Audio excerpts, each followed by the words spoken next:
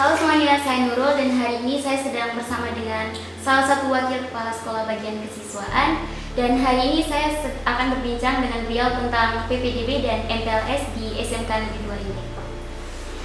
Baik, selamat siang Bapak, wakil kepala sekolah. Selamat siang. Terima kasih sudah meluangkan waktunya pada hari ini. Sebelum kita mulai, bisakah Bapak memperkenalkan dirinya? Perkenalkan, saya nama Anhar Haji, jabatan yang dipercayakan menjadi wakil kepala sekolah bagian kesiswaan. Terima kasih Bapak atas perkenalannya. Kami ingin berbicara tentang penerimaan siswa baru dan persiapan MPLS tahun ini. Bolehkah saya mulai? Silakan. Bagaimana penerimaan siswa baru di SMK Negeri 2 ND tahun ini? Apakah ada perubahan dibanding tahun-tahun sebelumnya? Baik, penerimaan siswa baru yang kita adakan di SMK Negeri 2 ND sama seperti tahun lalu, yaitu penerimaan secara sistem online, di mana sistem online ini berlaku dengan sistem kuota. Ketika kuota yang kita butuhkan di SMK Negeri 2 ND ini penuh, maka sistem itu akan tutup dengan otomatis. Sehingga siswa yang sudah mendaftar secara online ini terpenuhi, maka dianggap mereka sudah menjadi peserta didik yang akan mengikuti proses belajar di SMK Negeri 2 ini. Di SMK Negeri 2 ND ini kan terdapat 12 jurusan nih Pak. Berapa jumlah siswa baru tahun ini untuk setiap jurusan? Untuk masing-masing jurusan bervariasi, karena ada 12 kompetensi, keahlian,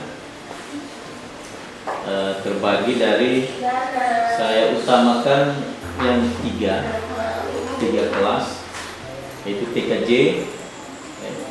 kemudian listrik, TKL.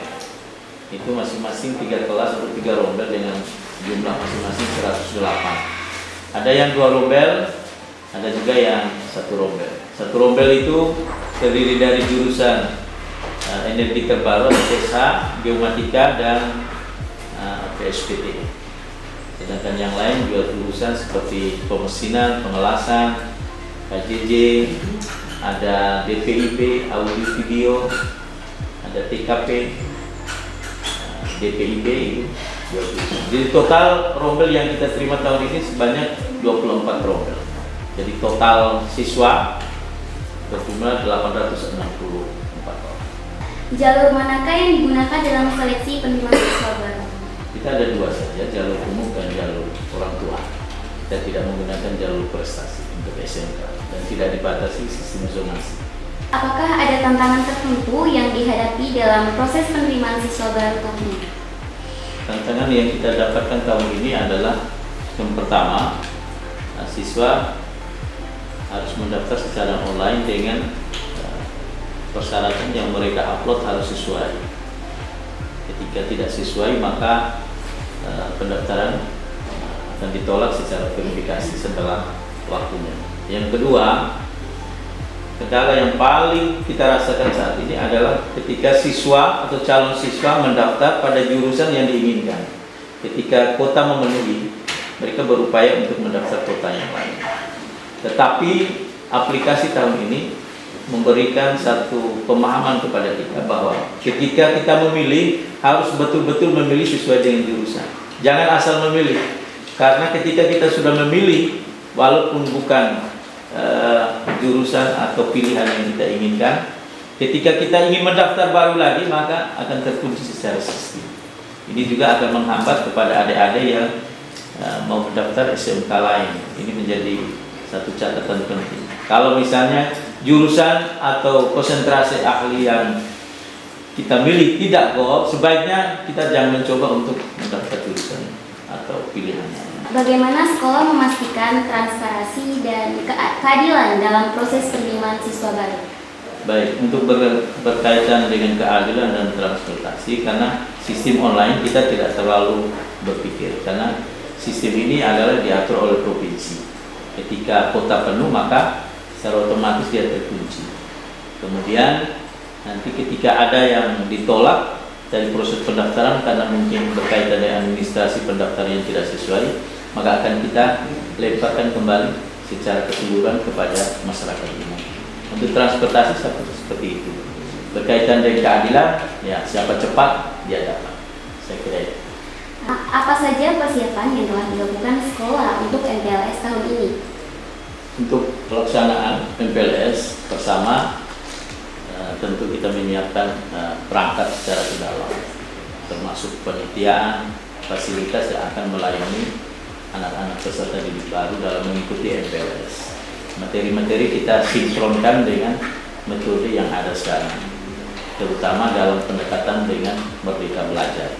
Sehingga materi yang kita pilih dalam kegiatan MPLS itu cenderung kepada sistem bagaimana metode kurikulum Merdeka Belajar. Di dalam kegiatan MPLS kita bagi dua sistem, ada yang teori, ada yang di lapangan. Untuk sore hari kita fokus ke lapangan untuk menarik bagaimana kegiatan MPLS ini dibuat, dikemas sehingga dalam kegiatan MPLS itu kemeriahan, ketertarikan serta kegembiraan yang kita harapkan mereka dapat mengenal lingkungan sekolah kita yang ada di SMK Negeri 2. Apa saja kegiatan yang akan dilaksanakan selama MPLS dan berapa lama kegiatan akan berlangsung? Ya, kegiatan kita di MPLS ada dua tadi seperti saya jelaskan di awal, ada di ruangan dan ada di lapangan. Di ruangan itu kita mulai jam 8 sampai jam 12.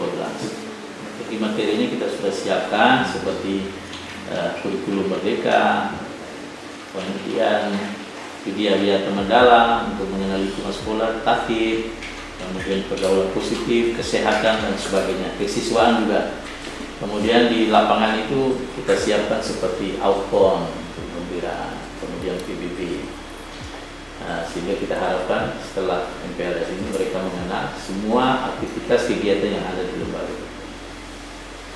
Saya kira itu. Bagaimana pihak sekolah memastikan bahwa MPLS berjalan dengan lancar? Ya, dari pihak sekolah sangat mendukung sekali dengan program yang ada berkaitan dengan MPLS. Sekolah menyiapkan segala sesuatu, terutama fasilitas untuk mendukung kegiatan MPLS ini berjalan dengan baik. Tidak hanya fasilitas sarana, tetapi dari segi keuangan juga sangat terbantu dari sekolah ini sehingga berjalan dengan baik. Saya kira itu. Apa tujuan utama dari pelaksanaan MPLS SMK kita? Ya, tujuannya yang paling utama adalah memberikan pelajaran kepada peserta didik untuk mengenal secara dini tentang proses atau kegiatan di lembaga kita SMK Negeri 2 ini. Baik proses belajar mengajar maupun proses bagaimana kegiatan intra dan ekstra yang akan kita jalankan di sini. Intinya mereka memahami untuk di lingkungan lembaga SMK. Saya kira itu. Pertanyaan selanjutnya dan sebagai pertanyaan yang terakhir, adakah pesan atau harapan Bapak untuk siswa baru yang akan mengikuti MPLS? Ya, pesan saya kepada anak-anak peserta didik baru di dalam kegiatan MPLS ini diharapkan mereka mengikuti dengan baik, sehingga anak-anak didik peserta didik baru ini di awal bisa memahami proses kegiatan yang ada di SMK Negeri 2 ini secara keseluruhan. Tujuannya apa? Supaya nanti pada masuk proses pembelajaran mereka sudah terbiasa, sudah mengenal, sehingga tidak ragu, tidak kaku untuk mengikuti kegiatan proses belajar yang ada di lembaga. Harapan sehingga sangat ditekankan kepada anak-anak untuk serius dalam mengikuti sampai akhir. Baik, terima kasih Bapak atas waktunya. Sama-sama. Bapak sudah meluangkan waktunya untuk kami dan persiapan pelaksanaan MPLS berjalan dengan lancar, sukses. Saya pamit undur diri dan terima kasih.